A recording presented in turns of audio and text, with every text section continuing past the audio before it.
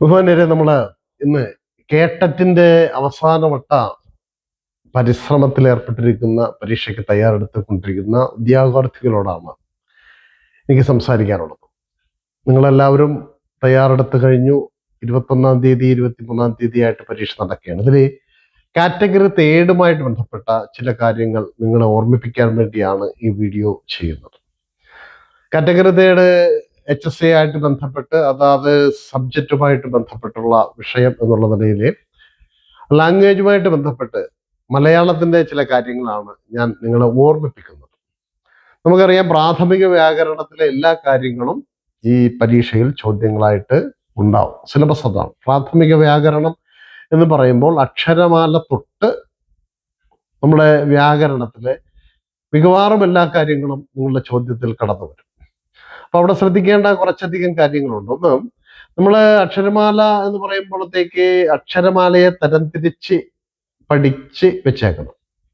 ഉദാഹരണത്തിന് ഖരമധികരം മൃദുഘോഷം അനുനാസികം എന്നുള്ളതും പിന്നെ ഊഷ്മാക്കൾ, ദ്രാവിഡ മധ്യമങ്ങൾ, ഘോഷി എന്നിങ്ങനെ അക്ഷരങ്ങളെ തരംതിരിച്ച് ചോദിക്കാറുണ്ട്. അതോടൊപ്പം തന്നെ ഈ അക്ഷരമാലകളുടെ പ്രത്യേകതകൾക്കനുസരിച്ച് അവയെ തരംതിരിച്ച് പഠിക്കുന്നതോടൊപ്പം തന്നെ ആ അക്ഷരമാലയിൽ നിന്ന് തുടങ്ങി മുന്നോട്ട് പോകുന്ന പ്രാഥമിക വ്യാകരണങ്ങളെല്ലാം, സന്ധി, സമാസം, അതുപോലെ തന്നെ വാക്യഘടന, അതുപോലെ തന്നെ പ്രത്യേക രൂപത്തിലുള്ള പദഘടന, പിന്നെ വിനയച്ചങ്ങൾ, തദ്ധിതം, അനുപ്രയോഗം, ഇങ്ങനെയുള്ളതെല്ലാം നിങ്ങളുടെ സിലബസിൽ വരികയാണ്. ഇതിൽ തന്നെ പ്രത്യേകം ശ്രദ്ധിക്കേണ്ട ചില കാര്യങ്ങൾ എന്നുള്ള നിലയിൽ ഞാൻ സൂചിപ്പിക്കുന്ന ഒന്ന്, ശൈലി വ്യാഖ്യാനങ്ങൾ എന്ന് പറയുന്ന ഒരു ടോപ്പിക് ഉണ്ട്. അപ്പൊ ശൈലി വ്യാഖ്യാനങ്ങൾ എന്താണെന്ന് നിങ്ങൾ പഠിച്ചു കാണുമെങ്കിലും ഞാൻ പറയുന്നത് പലർക്കും തെറ്റിപ്പോകുന്നതാണ്. വാക്യത്തിൽ തന്നിരിക്കുന്ന ശൈലിയെ അതേപോലെ പഠിക്കലല്ല ശൈലി വ്യാഖ്യാനം എന്നത്. അപ്പൊ കായംകുളം വാളെന്നുള്ളത് ഒരു ശൈലിയാണ്.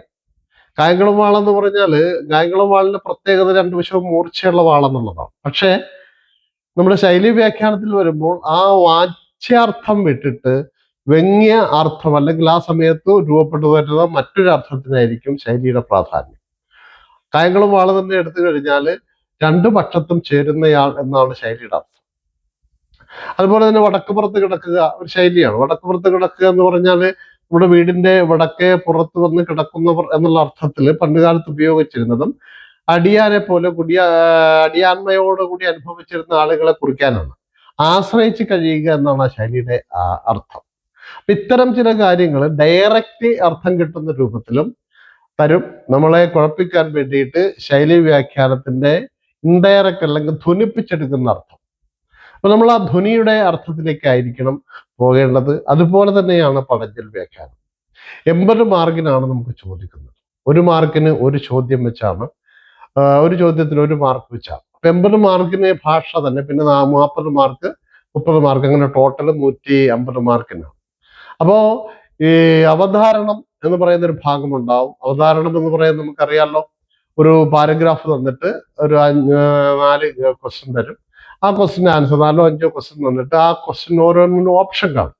അപ്പൊ അവധാരണം ചെയ്യുക എന്ന് പറഞ്ഞാൽ ഒരു 3-4 പ്രാവശ്യം അത് ആവർത്തിച്ചൊന്ന് വായിച്ചു നോക്കണം. അവധാരണത്തിന്റെ ഗദ്യം, ചിലപ്പോൾ പദ്യവും തരാം.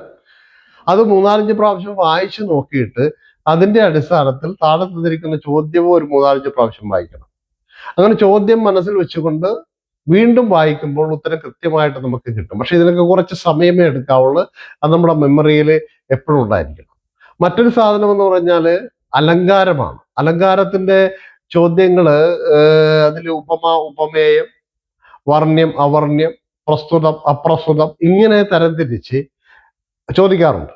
അപ്പൊ ഇത് എങ്ങനെയാണ് ഈ അവർണ്യം, വർണ്ണ്യം, ഉപമ, ഉപമാനം എന്നുള്ളതൊക്കെ നിങ്ങൾ ക്ലാസ്സുകളിൽ പഠിച്ചു കാണും. എങ്കിലും ക്ലാസ് പരീക്ഷാ ഹാളിലിരിക്കുമ്പോൾ നിങ്ങളുടെ മനസ്സിൽ, മെമ്മറിയിൽ അത്തരം കാര്യങ്ങളെ ഒന്ന് റിവൈസ് ചെയ്ത് മനസ്സിലിട്ടേക്കണം. അതുപോലെ തന്നെ പ്രധാനപ്പെട്ട ഒന്നാണ് ഈ വരികൾ തന്നിട്ട് ഇതാരുടെ വരിയാണെന്ന് ചോദിക്കും. അപ്പൊ പ്രധാനപ്പെട്ട കുറേയധികം വരികളിലൂടെ ഒന്ന് കടന്നു പോകണം. കടന്നു പോയിട്ട് ആ വരികളൊക്കെ ആരുടേതാണെന്ന് മെമ്മറിയിൽ ഫീഡ് ചെയ്ത് വെക്കണം.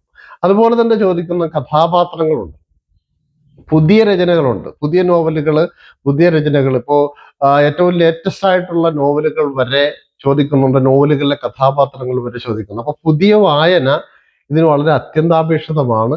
അപ്പൊ പുതിയ ഇതുവരെ ഇറങ്ങിയിട്ടുള്ള നോവലുകൾ, അതിന്റെ എഴുത്തുകാര്, അതിന്റെ വിഷയം, അതിലെ കഥാപാത്രങ്ങൾ, അത് നമ്മുടെ മെമ്മറിയിൽ കഴിയുന്നത്ര ശേഖരിച്ചുകൊണ്ട് വേണം അത് പോകാൻ. കാരണം അത്തരം ചോദ്യങ്ങൾ ഉണ്ട്. അതുപോലെ തന്നെ പ്രസിദ്ധരായവരുടെ കൊട്ടേഷൻസ് ചോദിക്കും. നിരൂപകന്മാർ പറഞ്ഞു, എം പി പോൾ പറഞ്ഞു, അല്ലെങ്കിൽ കുട്ടിക്കൃഷ്ണമാരാർ പറഞ്ഞത്, അല്ലെങ്കിൽ ഏറ്റവും ലേറ്റസ്റ്റ് ആയിട്ടുള്ള KP പറഞ്ഞത്, അങ്ങനെ നിരൂപകന്മാരുടെ ചില കൊട്ടേഷൻസ് എടുത്തിട്ട് ഇതാരുടെ കൊട്ടേഷൻസ് ആണ് എന്ന് ചോദിക്കുന്ന ഉണ്ട്.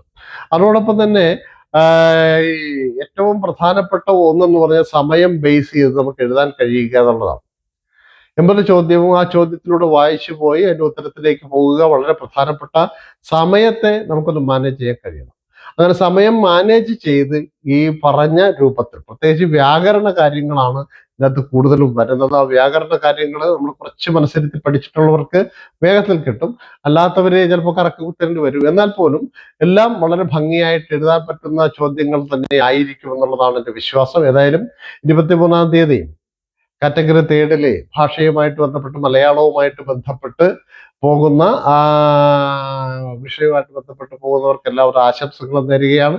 അതോടൊപ്പം തന്നെ ക്ലാസ്സുകളിൽ ഇരുന്നിട്ടുള്ളവർക്ക് എന്തെങ്കിലും സംശയങ്ങൾ ഉണ്ടെങ്കിൽ, അത് വിഷയവുമായിട്ട് ബന്ധപ്പെട്ട് എന്തെങ്കിലും സംശയമുണ്ടെങ്കിൽ, ഇപ്പോൾ ഇന്ന് ഒരു ടീച്ചർ എന്നോട് വിളിച്ച് ചോദിച്ചു സന്ധ്യാക്ഷരങ്ങൾ എന്താണ് എന്ന് ചോദിച്ചു. സന്ധ്യാക്ഷരങ്ങൾ എന്ന് പറഞ്ഞാൽ നമ്മൾ കേട്ടിട്ടുണ്ടെങ്കിൽ പെട്ടെന്ന് പരീക്ഷാ ഹാളിലിരിക്കുമ്പോൾ കിട്ടണമെന്നില്ല. സ്വരാക്ഷരങ്ങൾ ഒന്നിലധികം കൂടി വരുന്നതിനെയാണ് സന്ധ്യാക്ഷരങ്ങൾ എന്ന് പറയുന്നത്. ഉദാഹരണത്തിന് A+A അത് സന്ധ്യാക്ഷരത്തിൽ എന്നാൽ എ സന്ധ്യാക്ഷരമല്ല. സ്വരാക്ഷരങ്ങൾ തന്നെ കൂട്ടക്ഷരമായിട്ട് വന്നാൽ, സ്വരങ്ങൾ കോ എന്നുള്ളതിൽ ആ കോ എന്ന് പറയുന്നത് വരത്തില്ല. പക്ഷെ ഓ എന്നുള്ളത്, ഓയും പിന്നെ ഔ എന്നുള്ളത്, ഓ എന്നുള്ള ദീർഘത്തിൽ O+ ആയാണ്, ഔ അത് വരും. അപ്പൊ അങ്ങനെ ഇത്തരം ചില ടെക്നിക്കലായിട്ടുള്ള പദങ്ങൾ ആ പരീക്ഷാ ഹാളിൽ ഇരിക്കുമ്പോൾ കിട്ടാനൊക്കെ വരും. ഏതായാലും നിങ്ങൾക്ക് സംശയങ്ങൾ ഉണ്ടെങ്കിൽ ഈ വിഷയമായിട്ട് ബന്ധപ്പെട്ട്, വ്യാകരണവുമായിട്ട് ബന്ധപ്പെട്ട് ഏതെങ്കിലും തരത്തിലുള്ള സംശയങ്ങളുണ്ടെങ്കിൽ 9947257505 എന്ന നമ്പറിൽ വിളിക്കുക. ഫ്രീ ആയിട്ടുള്ള സേവനമായിരിക്കും എന്നുള്ള കാര്യം കൂടെ ഓർമ്മിപ്പിക്കുന്നു. നമ്പർ ഒരിക്കൽ കൂടെ പറയാം, 9947257505 എന്ന നമ്പറിലേക്ക് വിളിക്കുക. വ്യാകരണവുമായിട്ട് ബന്ധപ്പെട്ട്, അതുപോലെ തന്നെ ഈ പറഞ്ഞ കാര്യങ്ങളെല്ലാം ഏകദേശം ഒരു ക്ലാസ്സിലിരുന്നിട്ടുള്ള കുട്ടികൾക്കറിയാം. ഇല്ലാത്തവർക്ക് എന്തെങ്കിലും സംശയങ്ങൾ ഇതുമായിട്ട് ബന്ധപ്പെട്ടിട്ടുണ്ടെങ്കിൽ വിളിക്കുക. എല്ലാവർക്കും നല്ല വിജയാശംസകൾ നേരുന്നു. നന്ദി, നമസ്കാരം.